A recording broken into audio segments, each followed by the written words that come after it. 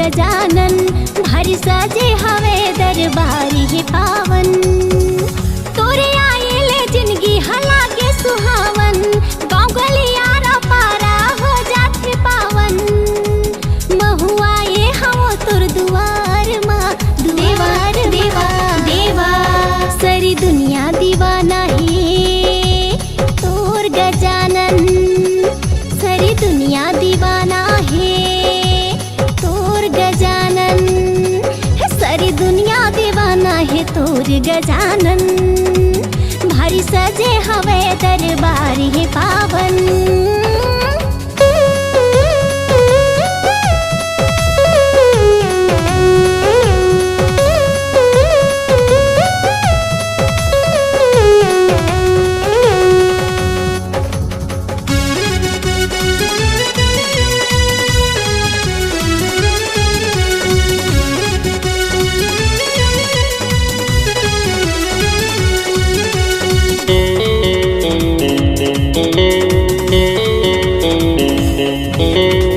जिहाँ पड़े तोर पाँव गजानन, पवित्र वहाँ हो जातेगा। वेद पुराण के ज्ञाता देवा, सबके बिगड़ी बनातेगा। जन हया थे तोर दुआर, मन वांछित फल पातेगा।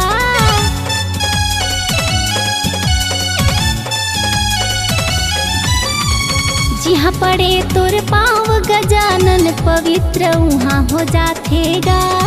वेद पुराण के ज्ञाता देवा, सबके बिगड़ी बनातेगा। जन हया थे तोर दुआरी, मन वांछित फल पातेगा। ज्ञान भक्ति के सागर दया निधि अगर, ज्ञान भक्ति के सागर दया निधि अगर, छाव कर दे आशीष के अपार गा, अपार गा, अपार गा। देवा देवा देवा, सारी दुनिया दीवाना है तोर गजानन, सारी दुनिया दीवाना है तोर गजानन, सारी दुनिया दीवाना है तोर गजानन। भारी सजे हवे दरबार है पावन।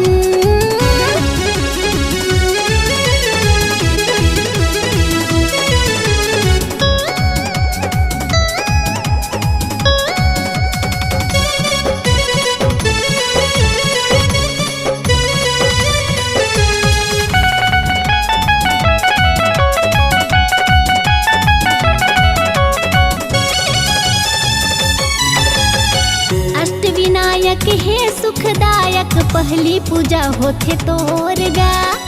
तीनों लोक में डंका बाजे ही लंबोदर के सोर गा।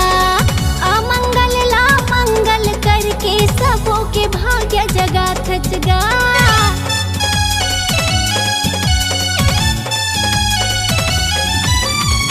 अष्ट विनायक है सुखदायक, पहली पूजा होते तोर गा।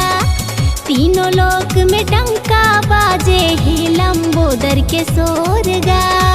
अमंगल ला मंगल करके सबों के भाग्य जगा देवा देवा देवा। चार भुजा है धारी मुसवा के सवारी, चार भुजा है धारी मुसवा के सवारी।